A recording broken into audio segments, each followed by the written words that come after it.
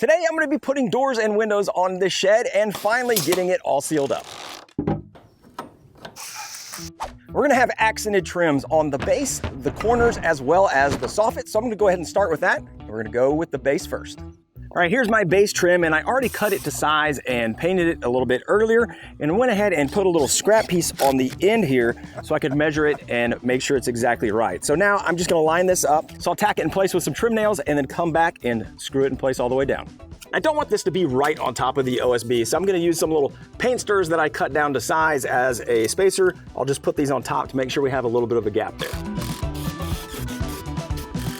I know a lot of you were worried about these big gaps down here on the side and that, you know, a whole family of raccoons or beavers or turkeys or ghost deer were gonna be hiding under there. But don't worry, this is gonna cover it up. That's why they call these rat boards. I'm also gonna mark where the sleepers are here so I can drive the screws into there as well.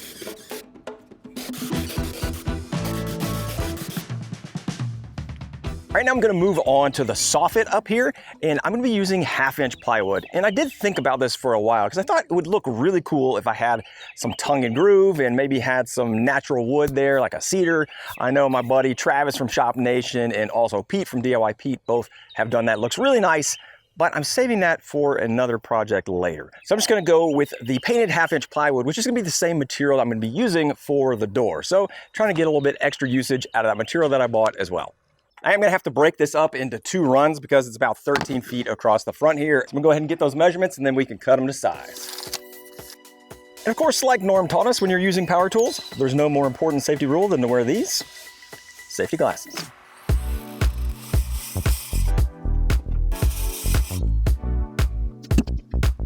All right, so I didn't think about this, but I'm marking where the rafters are on the wall because once I put it up there, I don't know where they're at. I have to nail into something, so we'll see how it works.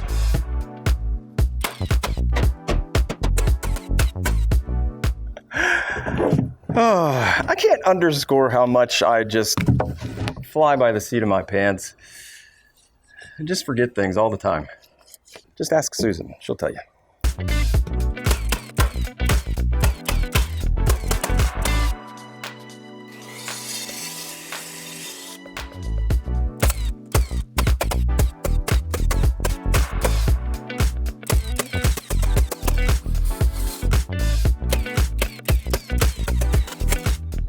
All right, soffits are done. All right, next up, I'm gonna move over to the corner trim, and I'm gonna have a 1x4 on the front and then a 1x4 on the side to make a nice corner, and that will be where the lap siding is gonna terminate into on each side. So here's a little drawing somewhere around here about how it's gonna look. I think it's gonna look really awesome. And what I wanna do is assemble them beforehand so I have a nice little corner, and then I can put that corner up all together. I think that's gonna be a lot easier. So let's just do it pre-assembly. You know, sometimes I wish I wasn't such a perfectionist because I just realized as I clamp these up, this looks horribly disgusting. When you have this nice textured cedar look on the face, and then if I put this on the edge, it's not gonna match at all. Also, it's going to be the entire width of the thickness of this wider than what the front would be. So what I've decided I'm gonna do is miter these together so that it's a nice seamless edge and joint. I'm gonna go ahead and take this home and miter it, and then we'll come back and fix everything later. So now I have a nice 45-degree angle. And so here's how we're gonna match up the corner and make it look good. These 2 pieces right here are gonna be my front right corners. Since this one here is my front right, I did that back bevel on the top to match the top of the roof, and you can see that right here. This is about a 9-degree bevel. And so what I need to do, since these are gonna be together as I close up the miter, this one needs to come back at the same 9 degrees to match the downward sloping side of that side. So I'm gonna go ahead and butt up the end here, mark it, then I can cut my 9 degrees over on the miter saw. I already test fit the front, so now let me test fit the side here before we do the assembly. That is just right. I've got just enough space for the caulking. So it looks like that fit is gonna be perfect. Now let's hope it stays that way after the glue up. To glue these up, I'm gonna use a trick that I used on my floating shelves video, and I'm gonna have this packing tape. I'm gonna get these butted up so that they are right where I want them. I'll go ahead and clamp them in place down here. Now I'm gonna take the packing tape and just tape it right along the seam, and then I can flip it over and glue it and just fold it in. And we've got this nice valley here with the miter, and I can just put the waterproof wood glue in there, put it together, and hit it with some nails. I was thinking about it, and I'm gonna go ahead and install it while it's still a little wet. So if there's a little movement in there, it will just kind of form fit to the side here. And then if there's any kind of gaps on the corner, I can always deal with that with caulk and everything else, because caulk and paint make a carpenter a man. Caulk and paint make a carpenter. Caulk and paint make you the carpenter that you ain't. The back corners are a little bit different. So this is the back right side. This is the side and this is the back. And so you can see on the side, it's actually sloping down now to again follow the slope of the roof. So just make sure that you have everything in order as you're doing that. Double check, triple check, measure thrice, cut nice.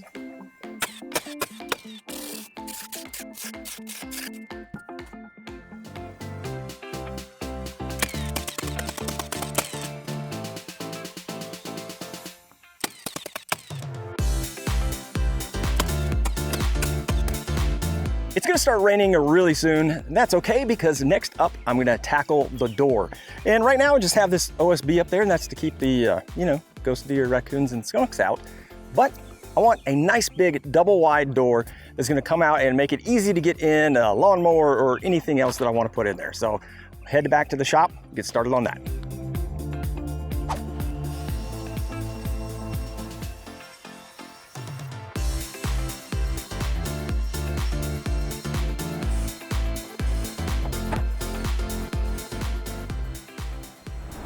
These doors are gonna be pretty basic. It's gonna be a 2x4 frame. Then we're gonna have plywood on the front. So I've already cut down the 2x4s to size. I'm gonna go ahead and put together the frame first, and I'm gonna be using pocket hole screws to do that. And I'm gonna be using these bigger HD pocket hole screws, which are nice and beefy. And you could also just screw in from the sides if you don't have the HD pocket hole screws.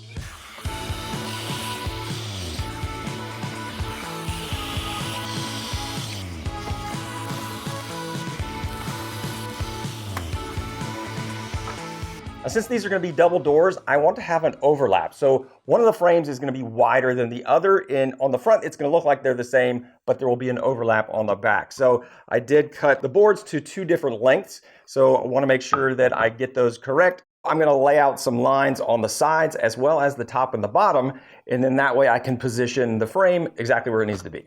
So I'm gonna lay down some wood glue and then also secure it with some screws. Make sure that those are nice and flush. And before I get everything all locked in, I'm also gonna make sure that this little frame is square because I think it's out just a little bit. I'll pull it in and we should have a nice square door. I can do the other one.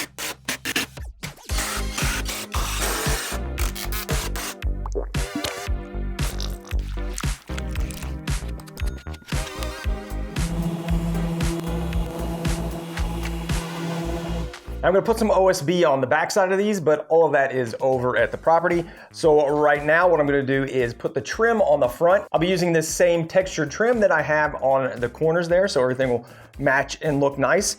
And basically I'm just going to trim all around and then one right down the corner, and I'll hit it with a little bit of glue and some nails.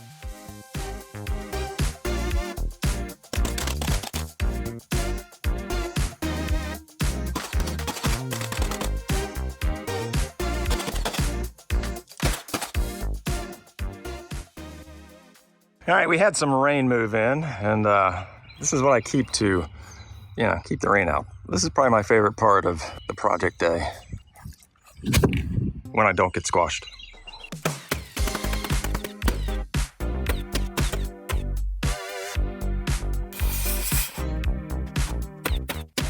The way I'm doing this door is a little unique, different from some of the other folks that you've probably seen out there. And I'm gonna be actually using a door jamb. So I've got a little 1x4 here, and I just grabbed the furring strip because it's super cheap. I had to dig a long time to find a somewhat straight furring strip, by the way.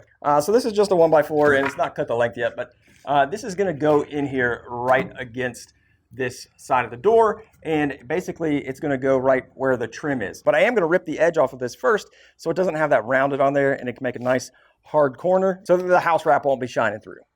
And this is the absolute perfect use case for this little Alibaba crazy miter saw. No, it's actually a table saw. So I'm going to rip off the edges right on this bad boy.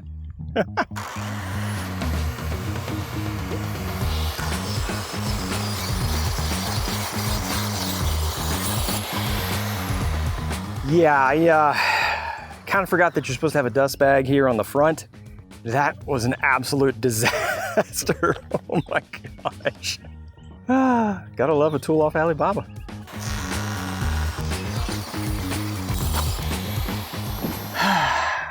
You know, sometimes you're so worried about a mistake in the future that you just don't see the one that comes up and bites you right in the butt in the present.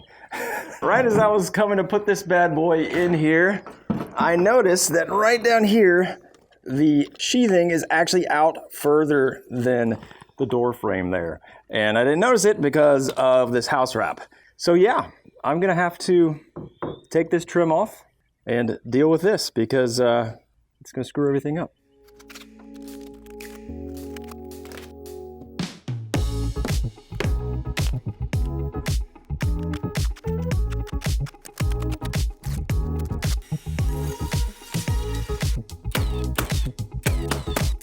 All right, that was a nice little detour, but now I can put in this door jamb here, and I measured it, and the door thickness of that plywood plus the trim on the door is actually just about a 1/16 more than this external one here. So I'm gonna use my tape measure to measure off 1 1/16 of an inch, and that's where I'm gonna tack this thing in place.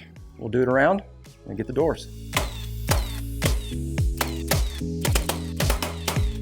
The moment of truth is upon us. I have gone ahead and put down a little piece of OSB to hold it off of the floor because that's gonna be the bottom gap. Now this is gonna be the stationary door, so this was gonna be the one on the left. That's why you have this piece of 2x4 sticking over, and then the other one is gonna overlap it. Let's see how we did. Come on, baby. Oh. All right, that's looking good. This might be a stupid idea because there's nothing holding this door up here except for this 2x4, but I'm gonna try to put the other door in. Well, let's just see how this goes. Looks like this door is a little twisted, but I'm hoping once we put the hardware on there, that should hold it in place. But yeah, that looks pretty good. While I'm prepping these doors, let me show you something new from the sponsor of today's video, WD-40 brand. They just came out with their WD-40 Precision Pen, and this thing is great for on-the-go fixes. It uses the same original WD-40 formula that we all know and love, along with that wonderful smell. And since it's so small, you can get into tight places and put on just the right amount. With the pinpoint precision, it's perfect for indoor jobs where you don't want to get any overspray on things.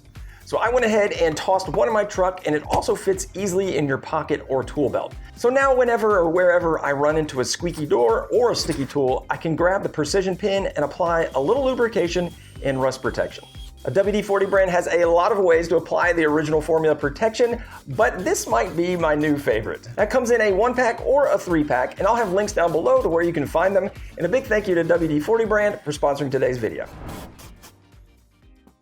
Right now that we've got the hinges on there, it should be pretty trivial to get it mounted up there. I just have to get it shimmed, but then again, nothing is trivial because it's starting to thunder, and I think those storms are coming back, so we'll see.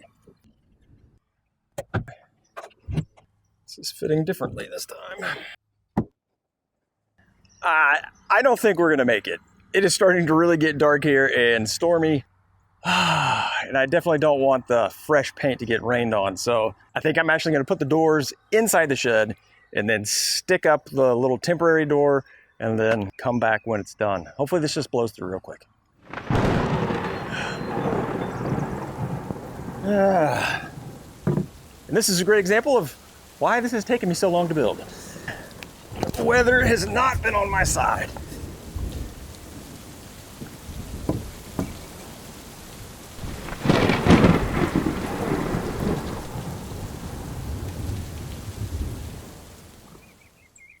All right, and we're back.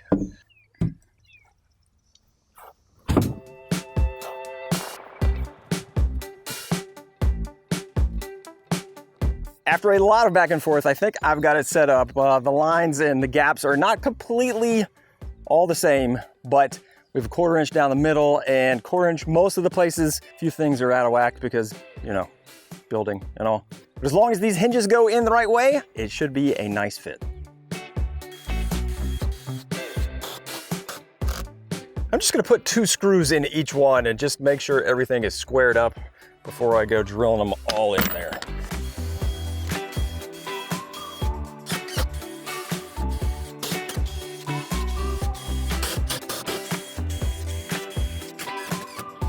All right, let's see how we did. About to get another downpour.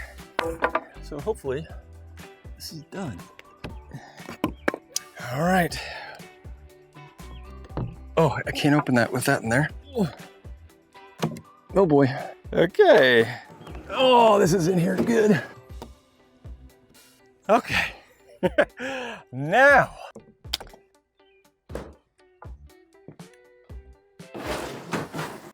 They're not swinging closed, which means they're pretty plumb.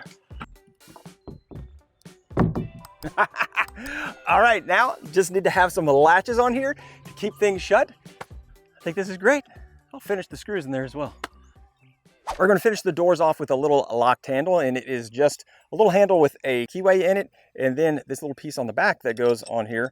And so we can lock and unlock it, and this locks onto the other door. So all we need to do is just drill a hole for this little rod to go through, and then we can mount it and hopefully not get electrocuted. Now this does pain me a bit because I've actually have to go in a little bit further. Because of this overhang on the door, I need to go through the 2x4 and not through the thinner part here. And so it's not going to be centered on this rail, but you got to do what you got to do. I'm going to go ahead and close this.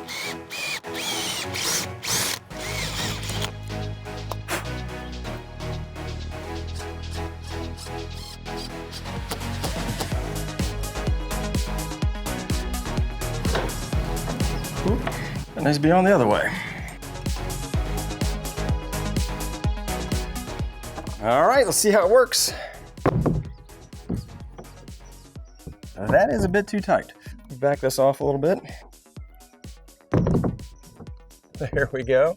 I need to lock these doors in place still, obviously, but lock works.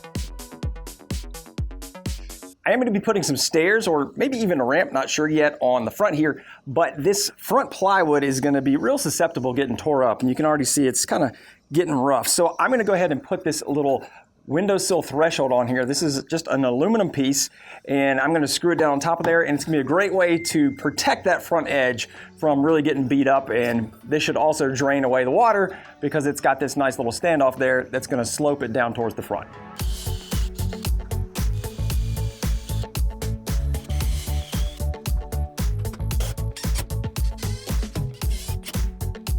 To keep the stationary door in place, I'm going to use one of these little spring latches, and it just will lock in place like that. So it'll be nice and easy. I'm going to have one on the top and one on the bottom. But I'm only going to put the one on the top right now because I don't have my bit to drill into the aluminum. So I'm going to put this on here, and then we will locate the hole on the top. So you'll see me using this little OSB shim on the back, and that's going to pull this off a little bit. The reason I'm doing that is because I want to put a full sheet of OSB on the back of this door, but I don't have the long screws that I want to switch out on the hinges. I don't want to put too much weight on those because it's only got those small screws in there right now.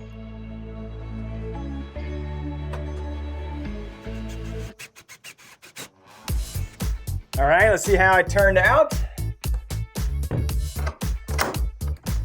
Ah, nice. I'm probably gonna put a little metal piece on top of there just to give it some reinforcement so it's not just wood, but that'll work nicely. Now, if you're hearing some things in the audio that is not buzzing audio, those are the cicadas. We have cicadas here in Tennessee and in the South and the Midwest of the United States, and they come up every 13 or 17 years, and they're this crazy looking bug. They're all over the place. They're up on the shed. They break out of these little shells, and they're just the most disgusting looking little creatures. We have turkeys up here, they're eating them. It's just all kinds of crazy. So if you hear some buzzing, it's just that, and it's probably gonna get worse as the shed videos go on. Gotta love the cicadas. Another storm just blew through, but now it is time to get to the windows. I am so excited about these windows. They're actually gonna be built in place, and I'm gonna use some acrylic for them.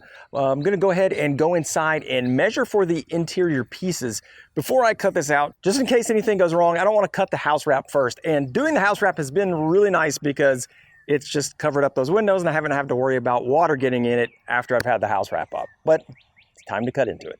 So I'm going to be using some 1x4s that I've ripped down. These are actually, I think, 2.5 inches right now. And then I'm going to use the other pieces for the trim to hold in that acrylic, the stops or mullions or whatever they're called. But I'm going to go ahead and put these in and measure for them. And they'll just go up flush up against the front of the shed. Now I'm going to measure for the vertical pieces, cut all those to size for all of the windows. Then we can cut open the house wrap and start nailing this stuff in place. So I'm just going to go ahead and start by cutting in this notch. And I'm not sure exactly how this is going to go. I know I'm going to seal this up, so we'll see what happens.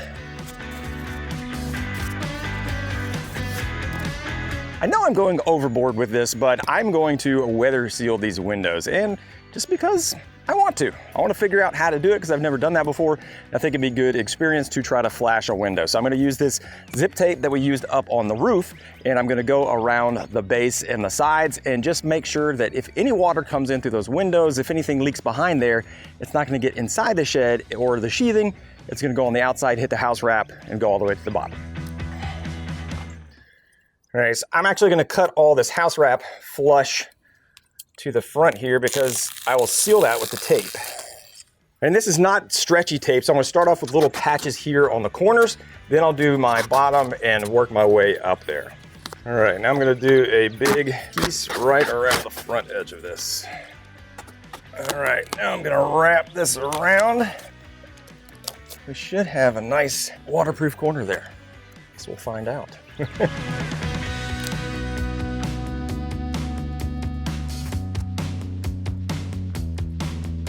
Now, I'm pretty sure on the video they said just to pull these corner things, not to cut them. So I'm going to do that here. And don't worry about wrinkles, I believe is what they said. Oh yeah, way better.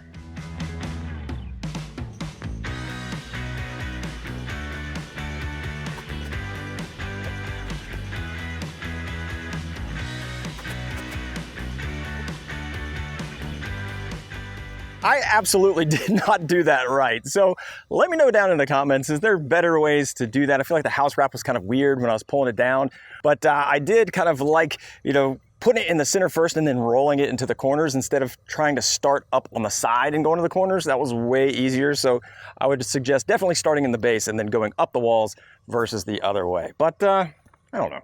I think it'll work.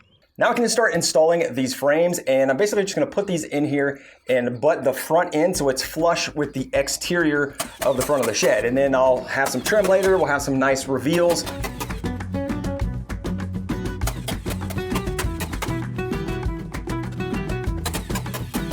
Now I'm going to use these little 3/4 inch strips of mullions or stops, or I don't know what you call them. But these are the offcuts from the other side of that 1x4, and I'm just going to place those around the interior, and then the window will go up against those. And I'm just going to nail them in place with some meat nails.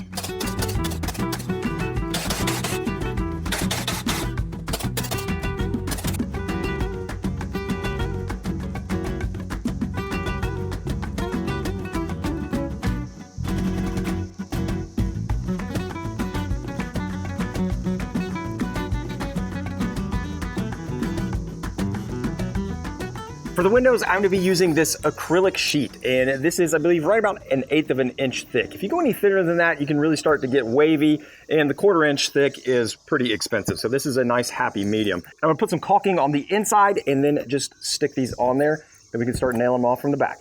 All right, I'm in the shed because the cicadas are incredibly loud out there, and you can't hear me out there. Now I can start putting the window in. I don't want to use the black silicone because on the windows it might creep up and show through. So I'm going to be using a clear silicone for this one. And it's rain ready in 30 minutes, which can really help out in these conditions I've been in.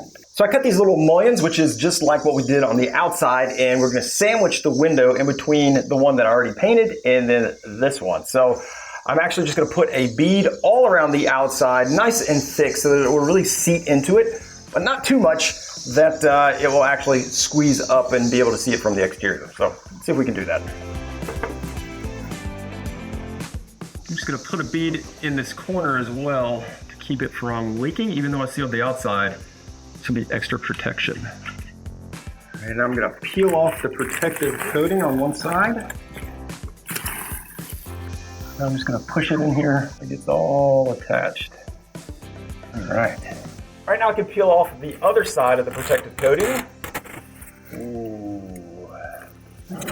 Nice and clear. I love this acrylic. And now I can start putting in these little mullions, which are gonna hold everything in place. And then I can take these out if I need to replace the window.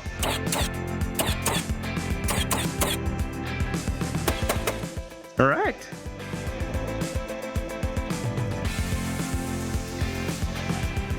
Now for this one, I'm actually not going to peel it all off. I'm just going to peel off the edges because my kneeler was hitting the inside of that other one and it scraped it up a little. All right. Now we can rip it off. Oh yeah. That's looking good. I have a lot of birds banging into this, I bet. And when you're pushing the acrylic into the silicone, you can really see it go against the window and press out. Then you'll know if you have a good seal. But you can see as I push this in, it just squishes out.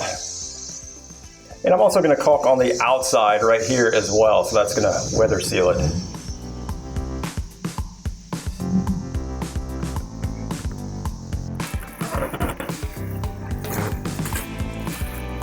All right, this is looking amazing now, but now that I have the windows there and then the sun setting in the west, it's gonna be super hot. So I definitely need to get some vents in there to get some cross breeze because I'm working in there, man. I'm sweating like a hog. Whew. And to make sure that no water makes its way down the window and behind that little mullet, we're gonna call them mullet strips from now on. In between the acrylic and the little wood mullion there, I'm gonna put another little bead of some clear silicone, and that should make sure that everything stays watertight, and we can just put the trim on the outside of the windows and they'll be great.